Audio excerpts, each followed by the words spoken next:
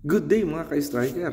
Magandang balita po. Ang ganda ng pinakita ng ating idolo na si Joshua Pasio sa laban niya kagabi, laban kay Mansour Malakib, at nakaukit po ng panalo ang ating strawweight champion mga ka-striker.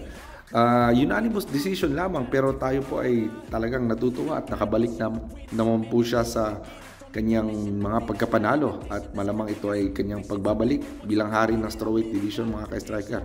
Nakita mo natin po ang laking improvement ng ground game ni Joshua Pasio mula nang umalis siya sa Team Lakay at nakipag-training siya sa iba't ibang mga gym mga ka-striker at iba-ibang coaches na nagturo talaga sa kanya ng magandang grappling, defense ground game at defense techniques mga ka-striker. Laging nagigilutin choke, natatrap sa guillotine choke si Malakib, wala siyang magawa sa ilalim mga ka-striker.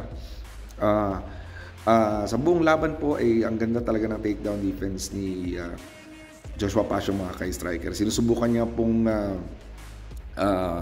patumbahin ng mga striking niya. Alam naman po natin yun yung strength ni Pasio, is yung striking niya.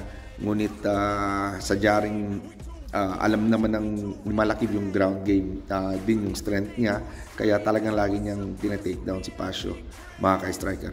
Pero maganda lang naman talaga po at naka-prepare po si Joshua Pasio. Ayan po, take down, ang ganda ng sprawl ni Joshua Pasio at talagang ang bilis ng reaction niya mga ka-striker, at talagang kondisyon na kondisyon si Joshua Pasio mga ka-striker. Ilang beses po na muntik na matap out niya si Malakib. May isang video pa nga po na patawa-tawa lamang po si Pasio habang naiipit niya ng guillotine choke si Malakib mga pa-striker sa camera, at mukhang nagpe-playtime lang po mga ka-striker. Ganyan po kalakas ang ating kampiyon na si Joshua Pasio. Sana po tuloy-tuloy na ang panalo ni Joshua Pasio mga ka-striker at makabalik bilang hari ng strawweight division mga ka-striker.